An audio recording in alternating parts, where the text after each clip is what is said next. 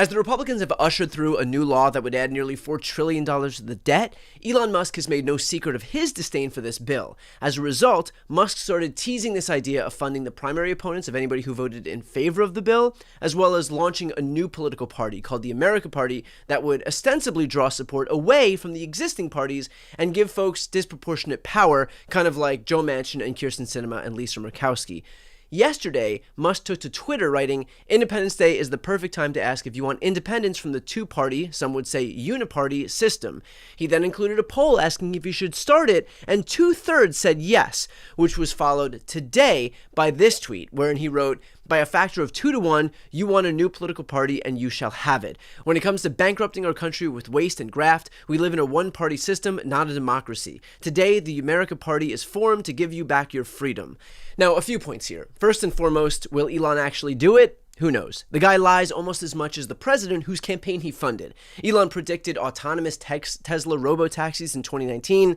Didn't happen. He predicted a cross-country summon feature in 2016, where even if you're in LA and your car is in New York, you could still summon it to you. Still doesn't exist. He repeatedly declared that SpaceX will put humans on Mars by the mid-2020s. Didn't happen. In 2016, he claimed that the first manned mission would happen by 2024, paving the way for a full Mars colony. It didn't. He promised a revolutionary 700-mile-per-hour transportation system called the Hyperloop.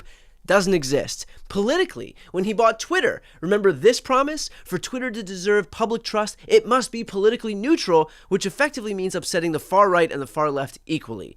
Or how about this one? Just to be super clear, I'm not donating money to either candidate for US president. In other words, Elon is very often full of complete shit. He lies as freely as he speaks. So when he says that he's going to start a new political party, you can take it with a grain of salt because, well, bullshitter's bullshit.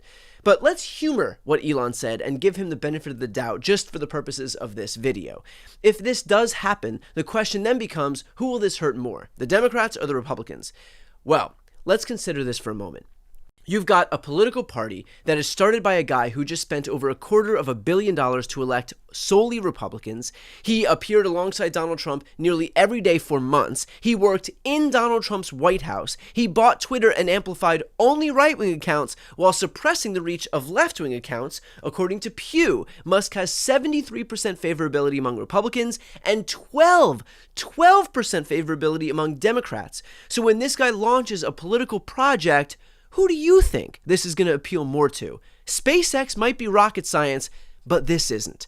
In fact, even Elon's own AI tool, Grok, agreed. When asked by one right-wing operative, quote, "Would the creation of the America Party help elect more Democrats?" Grok replied, "Yes, forming the America Party would likely elect more Democrats by splitting the Republican vote, as third parties historically split for their ideological kin. For example, Perot aiding Clinton in 1992, polls show Musk's base is right-leaning, amplifying his reach." Even Trump began to lash out, recognizing the danger of what Elon was proposing, writing, "Elon Musk knew, long before he so strongly endorsed me for president, that I was strongly against the EV mandate. It is ridiculous and was always a major part of my campaign. Electric cars are fine, but not everyone should be forced to own one. Elon may get more subsidy than any other human being in history by far, and without subsidies, Elon would probably have to close up shop and head back home to South Africa. No more rocket launches, satellites, or electric car production, and our country would save a fortune. Perhaps we should have Doge take a good, hard look at this. Big money to be saved." I wonder why Donald Trump got so defensive if Elon's threats were nothing to worry about. And so if and when Elon goes ahead with this plan, it's also worth considering why he's complaining so much to begin with. After all, if he's upset with the way that things are going, he's got pretty much one person to blame, himself. Dude spent over, again, $250 million ensuring that Trump and Republicans took power. So if he suddenly got all these issues with how the governing party is comporting itself, he should probably take a long look in the mirror. I mean, it's not like this is even some surprise. Republicans have cosplayed as fiscal conservatives for years, all the while consistently blowing up the deficit to heap tax cuts onto themselves. 25% of all the current U.S. debt was accrued during the first Trump term. These people aren't fiscal conservatives any more than I'm a theocrat. And by the way, Elon himself is no fiscal conservative either. He had full range of the government with Doge, and instead of going after the principal purveyor of waste, fraud, and abuse, the Pentagon, which has failed 7 straight audits, he went after USAID, which accounts for all of 0.5% of the budget, but which also was investigating him and his companies. He went after the Consumer Financial Protection Bureau, the CFPB, which is actually a net positive for American consumers who've been defrauded by banks, but which would have had oversight into him and the payment processing platform on X. He went after the Department of Labor, the National Labor Relations Board, the EPA, all agencies that had oversight of him and his companies. In other words, he had the perfect, rare opportunity to actually eliminate waste, fraud, and abuse, and instead squander that opportunity helping himself and his own bottom line. He's not some champion for fiscal conservatism, fiscal responsibility. He is a greedy kleptocrat who looked out for literally one person when he had free reign of government.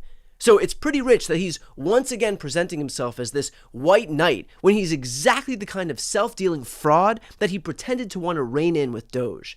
Granted, in talking about third parties, this isn't without risk for the left either, despite how unpopular Elon is with Democrats. And so my only message for anybody within this pro-democracy coalition out there is to remember that you only gain power one way, by getting more votes than the other side. So if they want to splinter the Republican Party into 2 parties, let them. Do not be lured by Elon's promises of some great centrist party that represents the broad middle. Elon is not a centrist. He is a far-right technocrat whose sole goal in life is to make himself and himself alone richer.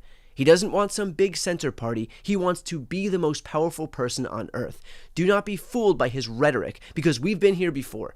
In other words, if you're part of the pro-democracy coalition, this is not the time to screw around and splinter off. Take the opportunity, vote as one block, gain power, and exercise that power. Pass laws to combat climate change for good, to protect reproductive rights for good, to expand healthcare for good, to bolster unions, to combat gun violence, and so much more.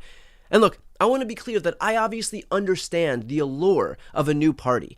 But it's worth remembering here that A, Elon Musk is a bad actor, and more power or influence in his hands will be as bad as Donald Trump. And B, no political party is perfect, nor will it ever be. But it's not supposed to be. Our parties are vehicles to power and nothing more, and the right understands that. Trump does, Elon does, Republicans do, but Democrats often don't. We impose purity tests and demand perfection and complete 100% alignment. And the truth is that we have to get over this idea that anything short of perfection is a reason to abandon the party, because the party is the only vehicle we have right now to defeat the right, imperfect though it may be. That's not to say that we can't demand better from our elected officials and our leaders in the House and the Senate within the Democratic Party, because we should, and in fact, we must. But the reality is that this is the only viable option, the only viable vehicle we have to defeat Trumpism and authoritarianism and Elon Muskism as well.